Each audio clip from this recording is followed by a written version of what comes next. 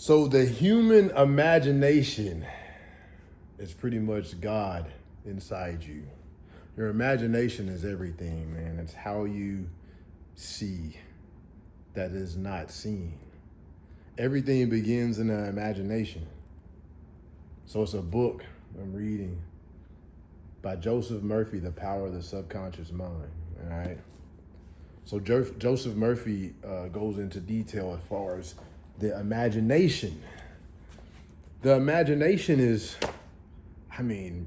bro, everything that you see, everything around you, everything in your life, all the businesses, the car you drive, the house you live in, the clothes that you wear, the shoes on your kids' feet, like everything, man, was thought up in somebody's imagination first before it became reality. So it would behoove you to build that faculty.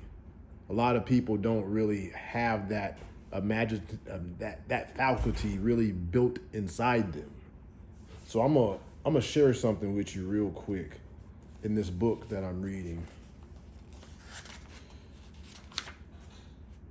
So Joseph Murphy goes into about the human imagination, right?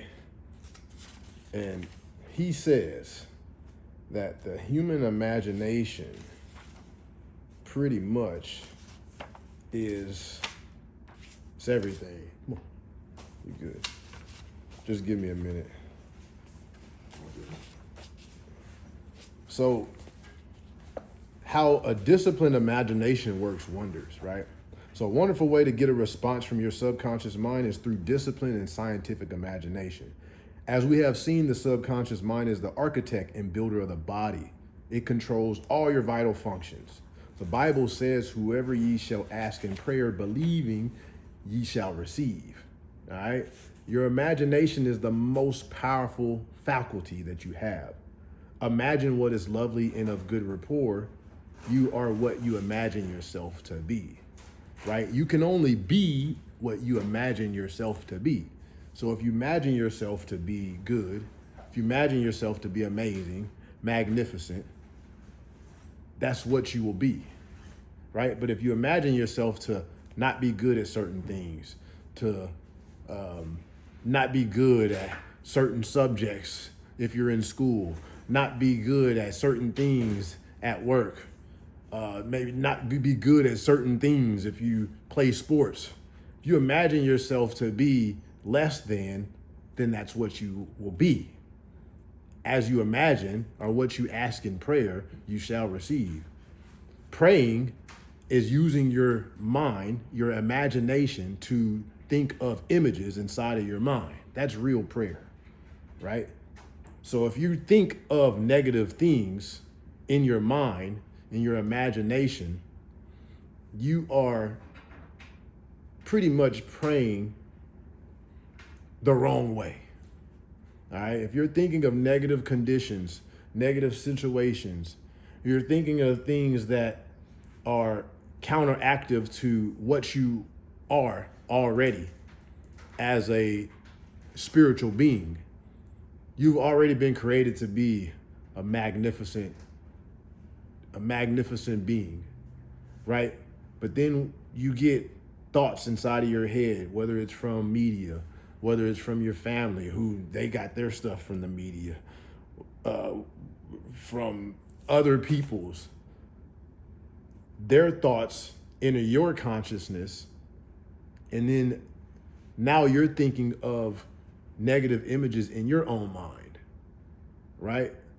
So you're thinking thoughts, which in return are making you have images of less than desired conditions or less than desired results. Those images in turn create your reality. So when you think of these negative images, whether that be an image of you not being able to pay your bills, whether that be an image of you losing a certain thing, whether that be an image of of you getting in an accident, whether that be an image of sickness of one of your loved ones, whether that be an image of whatever it is, anything that's less desired that you want to see in your actual reality. If you think these images in your mind and you use your imagination to think of these things, you will bring them into your life. You will manifest these things into your reality.